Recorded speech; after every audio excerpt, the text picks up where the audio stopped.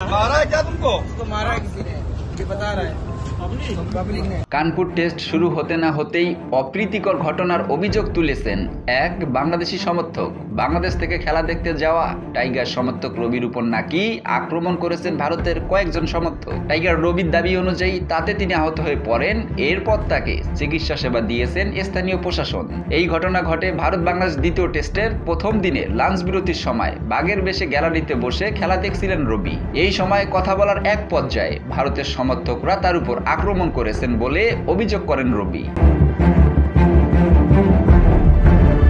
এক পর্যায়ে আহত হলে তিনি হাঁপাতে থাকেন, আর এ সময় রবিকে উদ্ধার করে গ্রিন পার্ক স্টেডিয়ামের মেডিকেল রুমে নিয়ে যায় আইন শৃঙ্খলা রক্ষাকারী বাহিনী। এর আগে প্রথম টেস্টের সময় ভারতীয়দের উপর খারাপ আচরণের অভিযোগ তুলেছিলেন টাইগার রবি। তার দাবি ছিল বাংলাদেশের সমর্থকদের দেখলে মারার জন্য তেড়ে আসেন ভারতীয়রা। বাংলাদেশের সরকার পতনের পর থেকে এমনটা চলছে।